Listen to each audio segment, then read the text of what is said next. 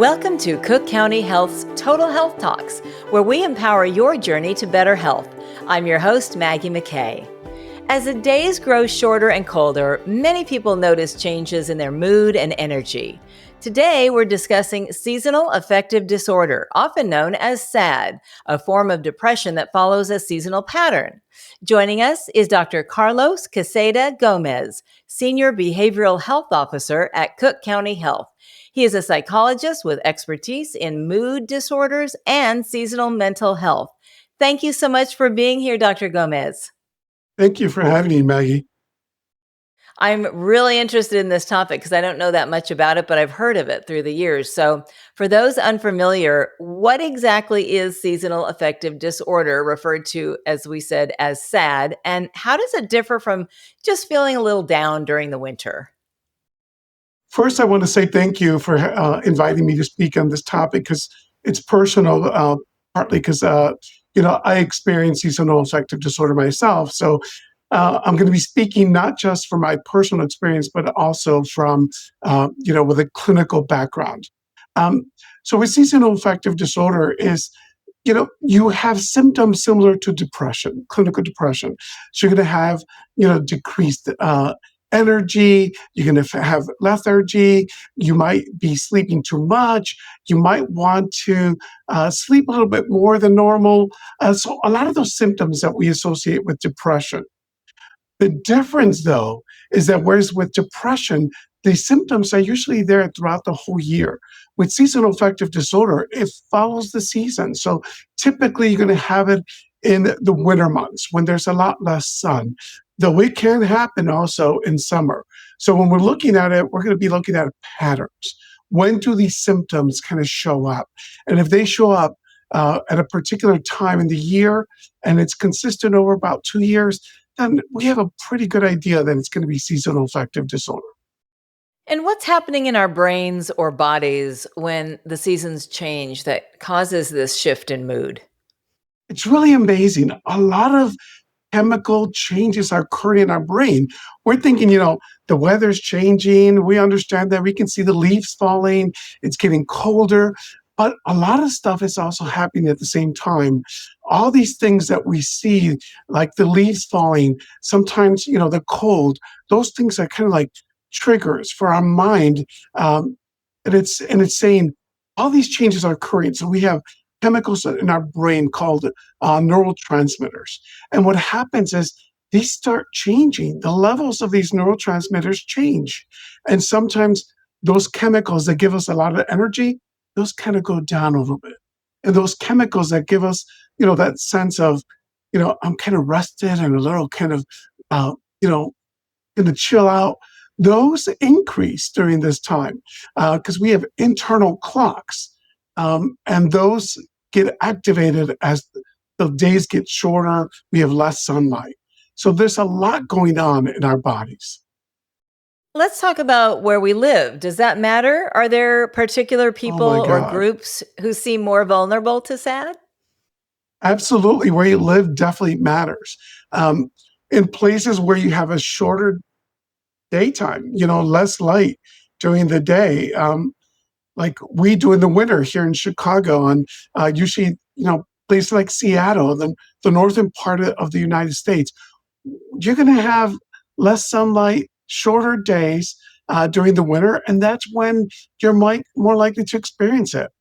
In addition to where you live, there are certain populations that experience seasonal affective disorder much more often. For example, women are diagnosed at a higher rate than men. Um, Young adolescents, people that are transitioning from that middle school time to maybe going into junior high, they're also really susceptible to seasonal affective disorder. And a lot of that has to do with, their schedules in school and just the hormonal changes that occur during that time. So, what are some early signs that someone might be developing SAD as fall turns into winter? Well, the first ones that you're going to notice is that you don't have quite as much energy as you used to. It's a little harder to get up in the morning. You wake up, even though you slept the whole night, you wake up feeling tired. You wake up feeling a little worn out. And then you're craving food often time, and it's usually the carbohydrates, cereal, um, cookies, things like that that give us energy, that gives us a little more pep for a little while. But also that once you eat it, it gives you that sense of almost like relaxing and calm, and just can sit back. Um, you also might uh, have some difficulty with concentration. You might feel some sadness, um, and just feel like you don't quite enjoy things like you used to anymore.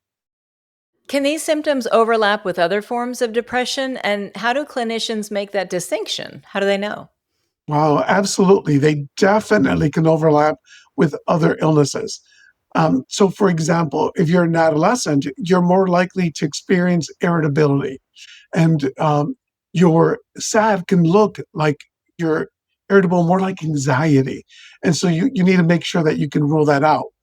With adults, usually it looks more like your classic depression, where you have that, you know, the sense of hopelessness, this idea, this lack of energy, um, this desire to eat more, or either to sleep a lot less or to sleep a lot more. And what you need to do is really take a really good history, find out when the symptoms occur. When do they start? So we see them kind of aligning when fall begins to come around. Like now, when we're changing, the seasons are changing and the trees are changing, those kinds of signs, and we kind of see an increase in the symptoms. And we see that at least for about 2 years. So again, we're going to look at when did the symptoms occur. And that's going to tell us if it's going to be seasonal affective disorder versus depression, or, if it's more of that agitation, that irritability, then it might be more of an anxiety disorder. Dr. Gomez, when should someone seek professional help and what does treatment usually involve? Wow, those are great questions. And probably the number one is that when your symptoms begin to interfere with your ability to be able to do what you normally do in life, to function, to be able to go to work, to do your work well, to concentrate.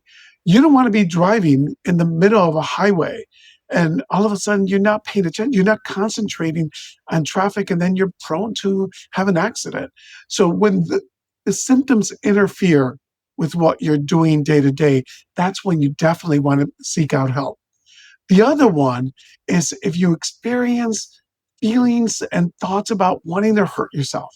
That's definitely when you want to make sure that you're going to go out and seek some professional help. If someone has had SAD before, is there value in starting treatment or light therapy before symptoms begin? Absolutely.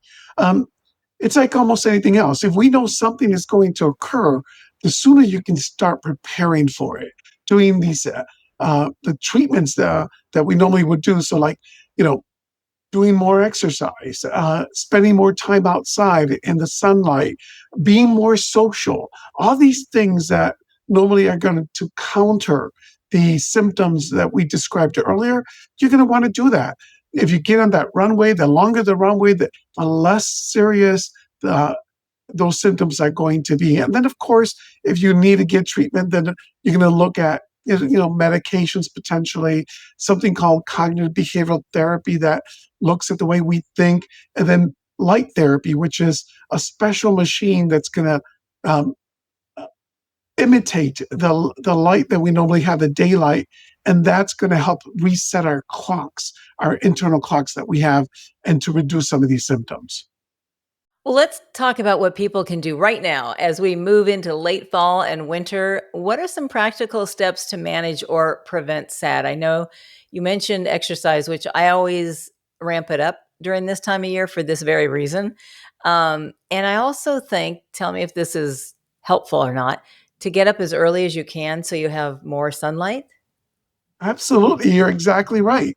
It's those things plus also maintaining a routine. Because what happens often is, when the seasons change, people start kind of withdrawing a little more, and they're like, "Oh, it's too cold to go outside. I don't want to go outside and experience the cold, even if it's to visit with my friends and be social, we tend to kind of withdraw a little bit more. So keeping to your schedule, making sure you do get up a little earlier, that and you expose yourself to light first thing in the morning. Um, Also, even with eating, eating is a way that we also tell our body, hey, it's time to get activated, to get moving. So if the earlier you can also eat in the morning, it also starts telling your body, hey, get moving, get going. But again, ultimately, the most important thing is get that sunlight, be active, be social, and keep to your schedule and watch what you eat. Try to avoid those carbs, eat healthy. Otherwise, it can exacerbate some of these symptoms. Well, as we wrap up, what's the one message you'd like listeners to remember about seasonal affective disorder? Probably the most important thing is that one is that if you do suffer from seasonal affective disorder, there's things you can do. It's manageable, there's treatments for it, and a lot of the simple things that we do in life already just to stay healthy are the things that are going to help us manage this disease well and to live a full life. So there's hope. And I think that's really important for all of us to keep in mind. Of course. This has been so encouraging and informative. Thank you so much for sharing your expertise. Thank you, Maggie, and have a great day. Thank you. You too. Again, that's Dr. Carlos Quezada Gomez. To learn more, please visit cookcountyhealth.org/podcast. As we wrap up another insightful episode of Total Health Talks, make sure to visit cookcountyhealth.org/podcast and subscribe to our podcast, share, and connect with us on social media. Stay tuned for more engaging discussions. This is Maggie McKay, signing off from Total Health Talks. Stay well.